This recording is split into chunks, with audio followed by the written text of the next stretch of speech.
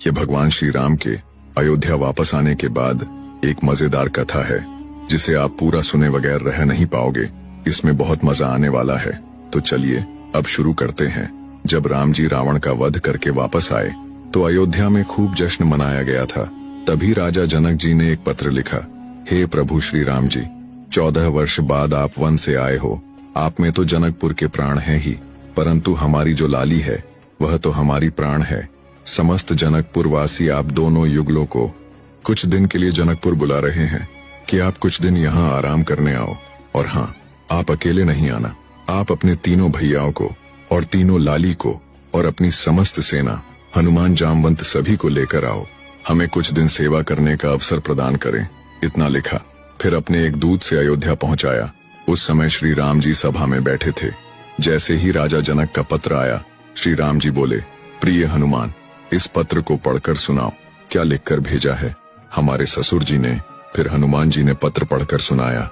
हे प्रभु श्री राम, आपको और पूरी सेना को और तीनों मैया को और तीनों भैयाओं को महाराज जनक जी अपने यहाँ बुला रहे हैं। बोले आकर कुछ दिन आराम करो यहाँ।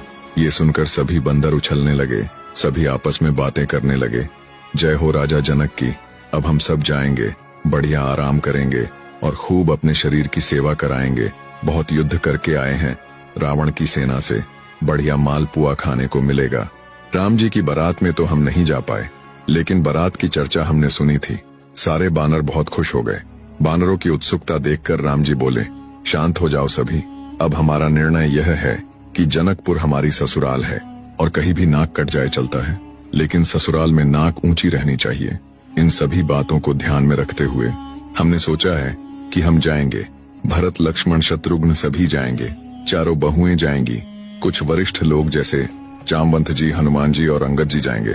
बाकी सभी बानरों से निवेदन है कि आप सभी यही सरयू नदी के तट पर रहो, यही खेलो, आप लोग नहीं चलो। ये सुन वानर सभी उदास हो गए। बोले हम क्यों नहीं चले। आप लोगों का स्वभाव ऐसा ही है, किसी से भी छीन कर खा जाते हो, कहीं पर भी मल मूत्र त्याग देते हो, कहीं भी उछल कूद करते हो, डाले तोड़ देते हो, वन उजाड़ देते हो। जनकपुर हमारी ससुराल है। अगर हमारे सामने किसी ने कह दिया कि देखो वो वन वानरों ने उजाड़ दिया, बोलेंगे वानर किसके हैं, सभी कहेंगे राम जी के। हमें तो फिर बहुत बुरा लगेगा, लेकिन आप लोगों का यही स्वभाव है। और यहाँ अयोध्या में कितना भी करो, यहाँ तो अपने ही लोग हैं, सुधार भी देंगे। वो ससुराल है, वहाँ संकोच हो जाएगा। बानर सभी नीचे मुंह करके बैठ गए। अगला भाग जल्द ही आएगा। एक बार जय श्री राम जरूर लिखते जाना।